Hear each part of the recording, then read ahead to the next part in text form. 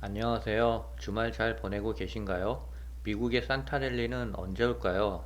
어느덧 차이나 전기차를 투자한 지 1년이 넘었습니다.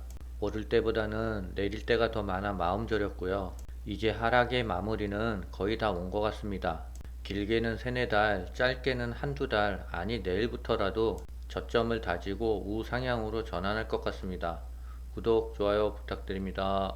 다음 주 이벤트에는 목요일날 신규 실업수당 청구 건수 발표가 있고요. 금요일에는 생산자 물가지수 발표가 있습니다. 실업수당 청구 건수는 예상보다 많을 것 같고요. 생산자 물가지수도 예상과 비슷하거나 조금 낮을 것 같아요.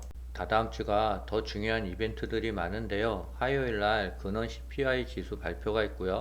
드디어 목요일날 연준의 경제전망 발표가 있고 금리 인상이 있습니다.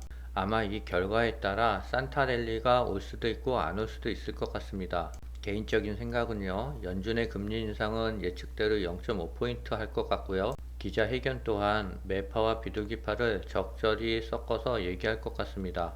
결론적으로 산타랠리는 올 것 같아요. 내년 초에 주식이 다시 내려간다 그러니까 산타랠리가 오면 주식을 팔고 내년에 다시 사야 될까요? 여러분들은 어떻게 하실 건가요?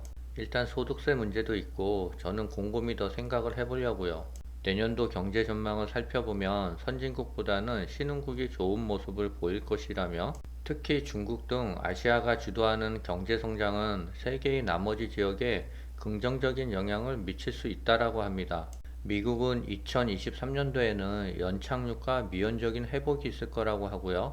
기준금리 고점 범위가 2023년 1월까지 4.5%에서 4.75%로 정점을 찍고 2023년까지 그 수준을 유지한 뒤 2024년 내내 꾸준히 감소할 것으로 예상한다고 말했고요. 이 시나리오에서 미국의 경제는 경착륙과 더 빠른 회복이라는 현재의 지배적인 견해와 달리 연착륙과 미온적인 반등을 경험할 것이라고 말했습니다. 유로 지역과 영국은 앞으로 더 험난한 길이 예상된다 하고요. 모건 스탠리는 현재 진행 중인 에너지 위기와 긴축 통화 정책으로 2023년 유로존 경제가 0.2% 감소할 것이라고 예상했습니다. 아시아의 경제에 대해서는 낙관적으로 보고 있는데요. 아시아의 내년 전망은 세계 3대 경제 대국이 주도하는 가운데 비교적 낙관적이라고 합니다. 중국에서 민간 소비를 회복하는 것은 내년에 경제를 완만한 회복으로 이끌 수 있다라고 하고요. 2023년에 5%의 성장을 예상하고 있으며 그 대부분은 연초 코로나 제로 정책 폐지에 따라 경제가 완전히 재기될 것으로 예상되는 하반기에 올 것이라고 얘기하고 있습니다.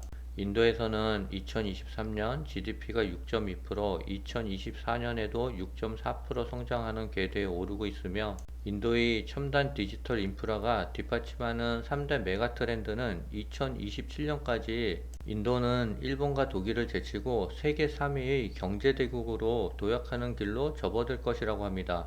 앞으로는 중국의 성장률보다는 인도의 성장률이 더 클 것 같습니다. 시진핑도 방역 완화를 시사했고요. 중국의 위드 코로나는 본격적으로 전환될 것 같습니다. 시진핑 국가주석이 외빈과의 회담 때 고강도 제로 코로나 정책의 완화를 시사했다는 외신 보도가 나오면서 중국의 위드 코로나로의 전환은 명확한 흐름이 된 듯한 양상이라고 합니다. 시 주석은 베이징에서 열린 미셸 EU 상임위원장과의 회담에서 코로나19가 기존 변이보다 덜 치명적인 오미크론 변이로 확산하고 있어 봉쇄 규정 완화가 가능할 수 있음을 시사한 것으로 알려졌습니다. 중국의 코로나19 신규 감염자가 닷새 연속 감소세에 있다 하고요. 방역 완화에 대한 속도도 빨라질 것이라고 전망하고 있습니다. 중국 베이징과 텐진에서는 대중교통 승객 PCR 음성 제시 의무를 폐지했고요. 의무 검사 완화와 시설 격리 축소 등 위드 코로나로 가는 속도를 내고 있다고 합니다. 베이징 등 중국 주요 도시가 코로나19 방역 정책을 잇따라 완화하고 나섰고요. 시진핑 국가주석이 추가 해제 가능성을 시사하면서 위드 코로나 전환이 더욱 빨라질 것으로 전망하고 있습니다. 애플 최대 협력업체인 대만 폭스콘이 중국 정저우 공장의 생산 차질 속에 산시성 공장으로 1,800억 원을 신규 투자를 했다고 합니다. 또한 해외 공장 확대와 함께 중국 내에서도 생산시설 다변화를 꾀하고 있다고 합니다. 아마 점진적으로는 인도 쪽으로 생산 시설을 좀 더 확대할 것 같습니다. 차이나 전기차를 투자한 지 1년이 좀 넘었는데요. 계속 주가는 지지부진하고 마이너스 25%라 마음은 안 좋았는데요. 이제 거의 다 온 것 같습니다. 1년 반 만에 긴 터널의 끝이 이제 서서히 보이고 있는 것 같아요. 이제 다 온 것 같으니까 조금만 더 참아보자고요. 감사합니다. 오늘은 여기까지입니다.